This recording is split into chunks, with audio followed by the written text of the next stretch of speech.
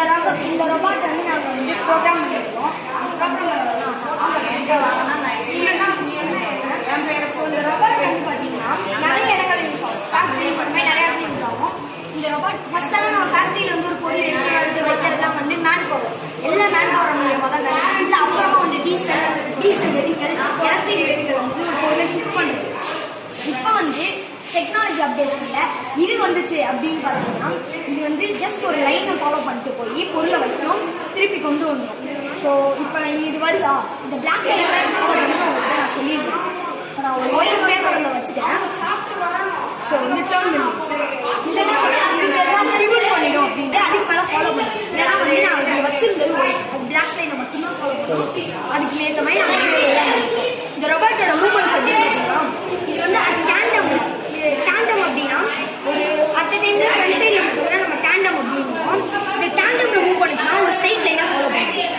இதோட இந்த ரொபாட்டோட ஒரு வீல் இன்னொரு வீலை விட ஃபாஸ்டராக மூவ் பண்ணிச்சுன்னா இது ஒரு கேர்டு பார்த்துக்குள்ள வரும். எக்ஸாம்பிள் பாருங்க, ஒரு கேர்டு பார்த்து இந்த வீலை விட இந்த வீல் ஃபாஸ்டராக இருக்குது. இது ஒரு கேர்டு பார்த்துக்குள்ள என்ட்ரு ஆகும். இந்த ரொபாட்டோட வீல்ஸ் வந்து அட் டைம்ல ஆப்போசிட் டைரக்ஷன்ல சுற்றி ஒரே ஸ்பீட்ல சுத்துச்சுன்னா இந்த ரொபாட் வந்து பிவட் பண்ணிடும், ஃபுல் பிவட் பண்ணிடும். ஸோ இதுதான் இதோட மூவ்மெண்ட்ஸ். ஸோ இதுக்கு பின்னாடி இருந்து நாங்கள் டிரைவ் பண்ண மேக்ஸ் அப்படின்னு பார்த்தீங்கன்னா இதுதான். அந்த வீலோட ஸ்கேல் கேட்டேன், நான் உங்களுக்கு மெஷர் பண்ணியே காமிக்கிறேன். இதோட ரேடியஸ் வந்து பார்த்தீங்கன்னா மொத்தமாக 3 சென்டிமீட்டர்ஸ்,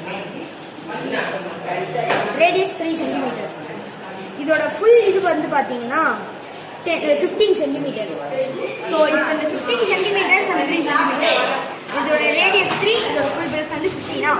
ஸோ நாங்கள் ப்ரோக்ராம் பண்ணது எப்படின்னு பார்த்தீங்கன்னா இது வந்து ஒரு 10 டிகிரிஸ்க்கு தான் இது டர்ன் பண்ணும் அப்படின்ற மாதிரி ப்ரோக்ராம் பண்ணியிருக்கோம். ஸோ அந்த ப்ரோக்ராமிங் அந்த 10 டிகிரிஸ் இந்த 3த்தையும் நம்ம மெஷர் பண்ணி பார்க்கும்போது இது வந்து எவ்வளோ தூரம் போகும், ஒரு கர்வ் லைனில் எவ்வளோ தூரம் போகும்ன்றதை நம்மளால கண்டுபிடிக்க முடியும்.